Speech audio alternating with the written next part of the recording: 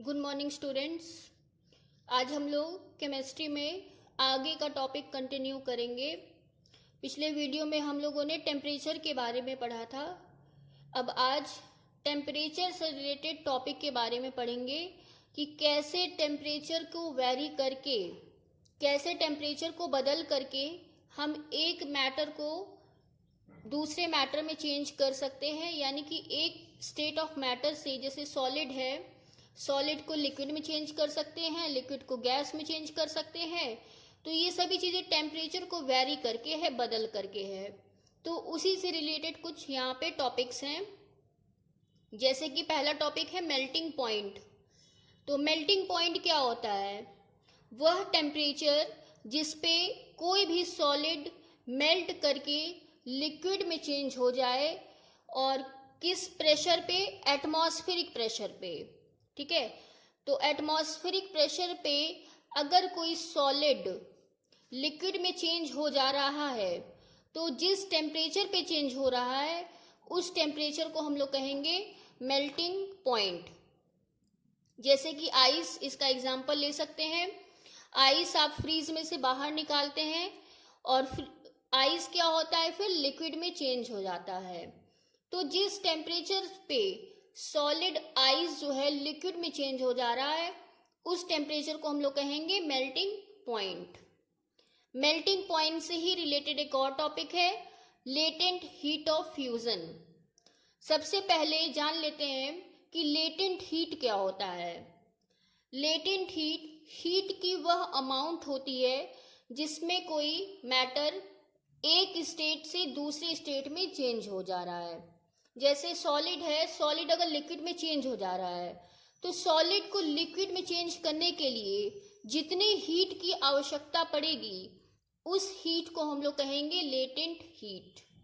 तो latent heat का आप डेफिनेशन लिख सकते हैं, the amount of heat required to change one state into other state. तो लेटेंट हीट कई टाइप के होते हैं। जैसे कि मैंने यहाँ पहला लिखा हुआ है लेटेंट हीट ऑफ फ्यूजन। अब लेटेंट हीट ऑफ फ्यूजन मतलब क्या होता है? किसी भी सॉलिड को, 1 किलोग्राम सॉलिड है, उसको लिक्विड में चेंज करने के लिए जितनी हीट की आवश्यकता पड़ेगी, उस हीट को हम लोग कहेंगे लेटेंट हीट ऑफ फ्यूजन। यानी कि 1 किलोग्राम सॉलिड को लिक्विड में चेंज करने के लिए जितने हीट की जरूरत पड़ रही है, उस हीट को हम लोग कहेंगे लेटेंट हीट ऑफ फ्यूजन। इसका डेफिनेशन लिख सकते हैं हम लोग, the amount of heat required to change 1 kilogram solid to its liquid state. इसे हम कहेंगे लेटेंट हीट ऑफ फ्यूजन। अब देखिए, आइस का लेटेंट हीट ऑफ फ्यूजन क्या होता है? यानी कि आइस को लिक्विड में चेंज करने के लिए कितने हीट की जरूरत पड़ेगी। तो मैंने यहाँ पे एक वैल्यू लिखी हुई है, 3.34 इंटू 10⁵ जूल पर किलोग्राम। ठीक है, यहाँ पे लिखा हुआ है जूल पर किलोग्राम। तो ये लेटेंट हीट ऑफ फ्यूजन हो गया। टेम्परेचर से रिलेटेड दूसरा टॉपिक हमारा है बॉइलिंग पॉइंट। बॉइलिंग पॉइंट मतलब क्या होता है? वह टेम्परेचर जिसपे कोई भी लिक्विड वेपर्स में चेंज हो जाता है या गैस में चेंज हो जाता है, तो उस हीट को, उस टेम्परेचर को हम लोग कहेंगे बॉइलिंग पॉइंट।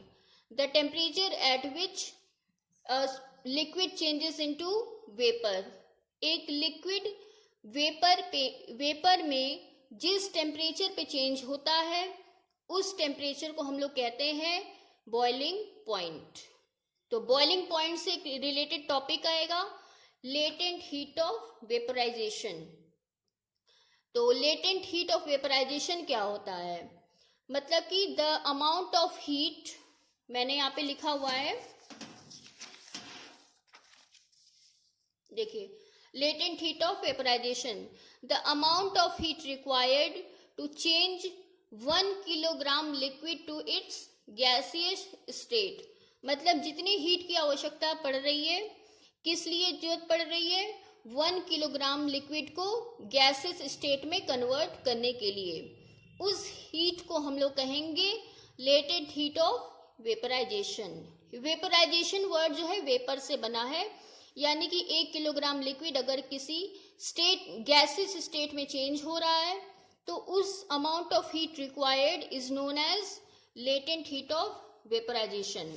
मैंने यहाँ पे वैल्यू लिखी हुई है, देखिए, वाटर की लेटेंट हीट ऑफ वेपराइजेशन, यानी कि 1 किलोग्राम वाटर को गैस में चेंज करने के लिए कितने हीट की आवश्यकता पड़ेगी? 40.8 किलो जूल पर मोल। इसे पढ़ेंगे किलो जूल पर मोल। तो ये हो जाएगा हमारा लेटेंट हीट ऑफ वेपराइजेशन का वैल्यू। अब टेम्परेचर से रिलेटेड थर्ड टॉपिक है हमारा सब्लिमेशन। सब्लिमेशन में क्या होता है? कोई भी सॉलिड डायरेक्टली गैस में चेंज हो जाता है, बिना लिक्विड में चेंज हुए। कोई भी सॉलिड अगर गैस में चेंज हो जा रहा है या कोई भी गैस डायरेक्टली सॉलिड में चेंज हो जा रहा है, इसमें देखिए लिक्विड स्टेट आएगा ही नहीं। सॉलिड या तो डायरेक्ट गैस में चेंज हो जाएगा या फिर कोई गैस डायरेक्टली सॉलिड में चेंज हो जाएगा और इसमें लिक्विड स्टेट आएगा ही नहीं। तो इस प्रोसेस को कहेंगे sublimation. The change of solid directly to vapour, vapour मतलब gas. The change of solid directly to vapour on heating and vapour into solid on cooling without passing through liquid state, यानी कि बिना liquid state पास किए कोई भी solid gas में change हो जा रहा है या फिर कोई गैस सॉलिड में चेंज हो जा रहा है, तो उस प्रोसेस को हम लोग कहेंगे सब्लिमेशन। देखिए यहाँ पे क्या है, सॉलिड को जब हम लोग हीट करेंगे तो वो गैस में चेंज हो जाएगा और गैस को अगर हम लोग कूल करेंगे, यहाँ एरो के ऊपर हीट हो जाएगा, और गैस को अगर हम लोग कूल कर रहे हैं, ठंडा कर रहे हैं, तो वो सॉलिड में चेंज हो जाएगा। तो यहाँ पे आप देख रहे हैं कि लिक्विड स्टेट आ ही नहीं रहा है, तो इसी प्रोसेस को हम लोग कहेंगे सब्लिमेशन। अब इसका एग्जाम्पल देखिए क्या है, कैम्फर। कैम्फर आप जानते हैं कपूर को बोलते हैं। आपने देखा होगा कि कपूर जब जलाते हैं तो डायरेक्टली वो गैस में चेंज हो जाता है, लिक्विड में नहीं चेंज होता है। दूसरा एग्जाम्पल है अमोनियम क्लोराइड। अमोनियम क्लोराइड जो होते हैं व्हाइट क्रिस्टल्स होते हैं। तीसरा है नैप्थलीन बॉल्स। नैप्थलीन बॉल्स आप जानते हैं हम लोग कपड़ों में रखते हैं, व्हाइट कलर के गोल से आते हैं पैकेट में, उनको नैप्थलीन बॉल्स कहते हैं। आपने देखा होगा कि कपड़ों में रखते हैं वो बॉल्स को और कुछ महीने बाद या कुछ समय बाद वो नैप्थलीन बॉल्स गायब हो जाते हैं। तो नैप्थलीन बॉल्स गायब कैसे हो जा रहे हैं? क्योंकि वो नैप्थलीन बॉल्स हीट पा करके डायरेक्टली वेपर में चेंज हो जाते हैं, तो उसी को नैप्थलीन बॉल्स कहा जाता है। तो ये सभी प्रोसेस जो, ये सभी सब्सटेंस जो होते हैं सब्लिमेशन के प्रोसेस से चेंज होते हैं। हमारा अगला टॉपिक है सब्लिमेशन से रिलेटेड एक एक्सपेरिमेंट। यहां पे लिख देंगे एक्सपेरिमेंट टू शो सब्लिमेशन, यानी कि सब्लिमेशन के प्रोसेस को दिखाने के लिए एक एक्सपेरिमेंट किया जा रहा है। अब देखिए एक्सपेरिमेंट में क्या करते हैं हम लोग, सबसे पहले एक डिश लेते हैं, इसको क्या कहा जाता है, चाइना डिश। कटोरी जैसा होता है व्हाइट कलर का, इसको चाइना डिश कहा जाता है। इस चाइना डिश में क्या करते हैं हम लोग, अमोनियम क्लोराइड लेते हैं, सॉलिड अमोनियम क्लोराइड लेते हैं, व्हाइट क्रिस्टल जैसा होता है। अमोनियम क्लोराइड का फॉर्मूला होता है NH4Cl। और इस चाइना डिश के ऊपर इन्वर्टेड फनल रखते हैं, यानी कि उल्टा करके फनल रखते हैं। फनल आप जानते हैं उसको कीप कहते हैं, तो उल्टा करके एक फनल रख देते हैं और एक स्टैंड यहाँ पे लगा देते हैं जिसको कहा जाता है ट्राइपॉड स्टैंड। ठीक है, इस स्टैंड के ऊपर ये पूरा apparatus रखा जाता है और यहाँ पे एक बर्नर लगा दिया जाता है जिसे कहा जाता है बंसन बर्नर। ये सिलेंडर से कनेक्टेड रहता है। जब बंसन बर्नर को हम लोग जलाते हैं तो क्या होता है, इसमें सॉलिड अमोनियम क्लोराइड हीट होने लगता है, गर्म होने लगता है और इससे क्या होता है, वेपर्स प्रोड्यूस होने लगती है।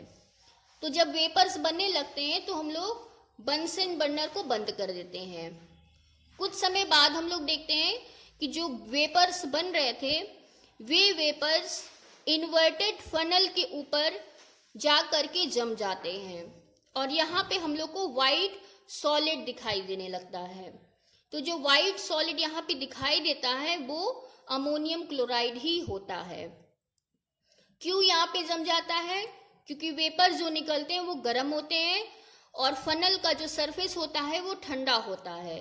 तो जब वेपर्स ठंडे सरफेस से टकराते हैं तो वो सॉलिड में कन्वर्ट हो जाते हैं। तो इस तरह से देख रहे हैं कि सॉलिड अमोनियम क्लोराइड पहले वेपर्स में चेंज हुआ, यानी कि सॉलिड तो डायरेक्ट गैस में चेंज हुआ और यही गैस ठंडे होने के बाद डायरेक्टली सॉलिड में चेंज हो जा रहे थे। तो इसमें कहीं भी लिक्विड स्टेट देखने को नहीं मिल रहा है। तो ये पूरा प्रोसेस आपको सब्लिमेशन शो कर रहा है। ठीक है, तो ये सब्लिमेशन के लिए एक एक्सपेरिमेंट था। अगला टॉपिक है लिक्विफैक्शन ऑफ गैस। लिक्विफैक्शन मतलब क्या होता है? किसी भी गैस को लिक्विड में चेंज करना। अब गैस को लिक्विड में कैसे चेंज कर सकते हैं? Bye compressing it. कंप्रेस मतलब दबाना। यहाँ पे भी देखिए एक एक्सपेरिमेंट किया हुआ है। एक कंटेनर लिया है, इसमें कोई गैस फिल कर दिया है और गैस के ऊपर एक पिस्टन लगा दिया है।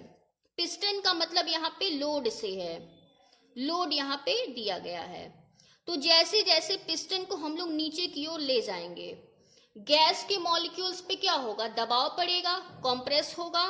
ठीक है, पिस्टन जैसे जैसे हम लोग इसके ऊपर लोड डालते जाएंगे वैसे वैसे गैस के मॉलिक्यूल्स क्या होंगे? कंप्रेस होंगे, दबेंगे।